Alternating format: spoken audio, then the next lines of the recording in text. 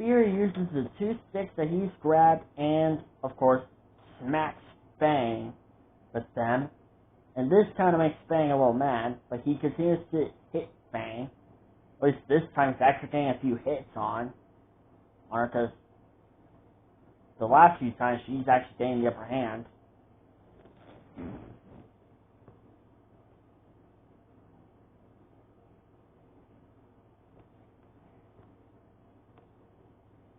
However, even when Spear gets slammed into a tree, he still refuses to submit to Fang. So the fight continues until Fang catches Spear in her mouth to start leaving some wounds on him that might put him in his place, at least to her, at least.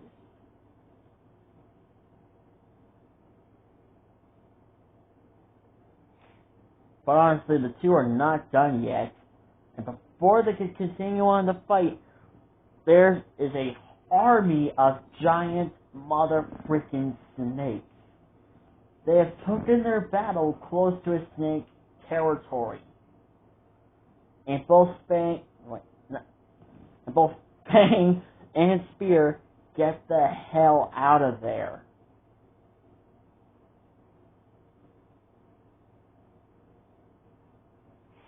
And I know what you're going to be wondering, Fang's being a jerk. Well, she's not really being a jerk. It's just her maternal instinct to become an alpha.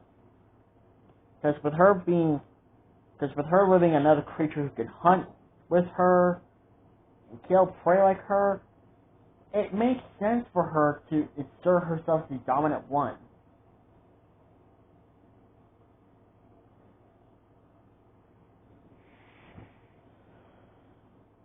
However, that is not the worst of their problems.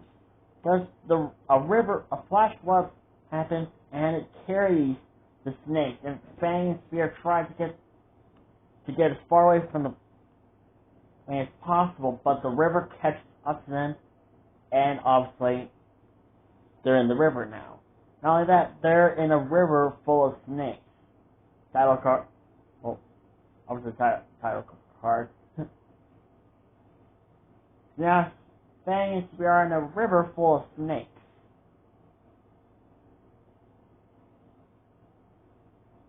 And these are probably Titana boas, but not all of them are huge. There are some that are kind of decent size.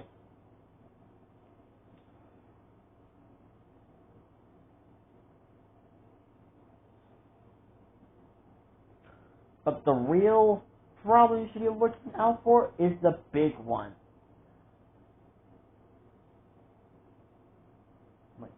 Because the big one is just a real threat. Spear leads the big snake to Fang, and obviously Fang attacks the big snake. And when I saw this, I was like, okay, if they're lucky enough, they could probably drag the carcass out when they're done killing it. Because a body like that should feed them for a while, if they could fend it from scavengers. However, that's not the worst of their problems, because they're about to go off of a cliff. Obviously from a waterfall. When Spear goes back down into the water, Fang ripped the head off the giant snake.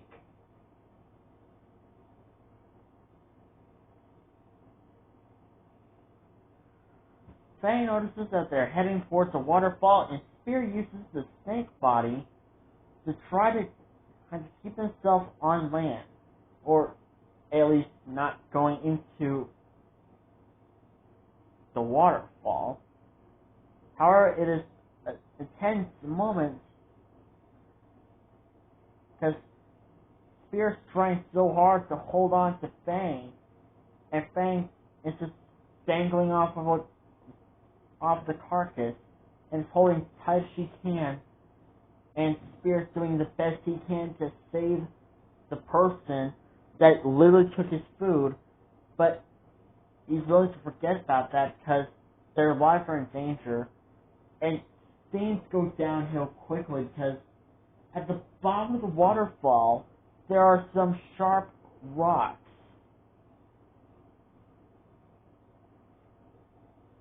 And the worst part of it is, the tail end of the snake starts to slip off of Spear's hands.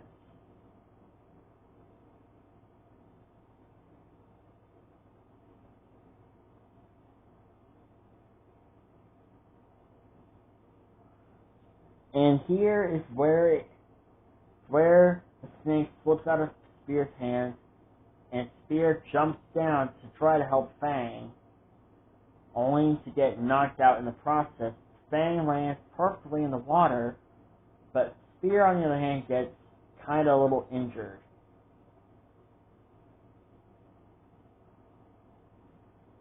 Fang, meanwhile, is searching for Spear until she finds his unconscious body and picks him up.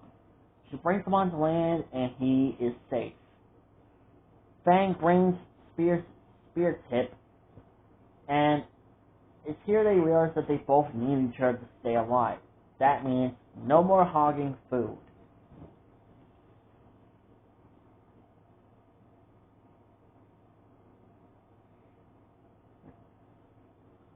And so Fang and Spear make up, and now Fang allows Spear to have the carcasses to himself. Just like I said before, they both realize that they need each other. And they need each other to stay alive if they're going to survive in this cruel but yet beautiful world. And that is where we leave off River of Snakes. The first episode was just titled Spear and Fang. So, yeah.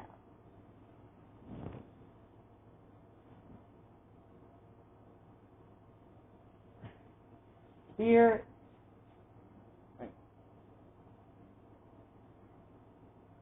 Oh yeah, one more thing. Fang notices a small snake, Spear kills it, and burns it in the fire. So, like the first episode, this was really good. Another very intense moment between the characters, especially to our heroes, and towards each other, and you can definitely see on how these two are trying their best to get along. Even though their relationship did not start well at first, but in the end, they managed to make up and realize that they both need each other. Again, this series is doing great so far. Just like before, I'm going to give this episode 10 out of 10. Golden T-Rex stars.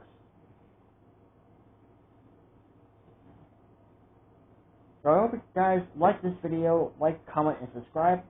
And I'll see you guys in my next video. Bye-bye.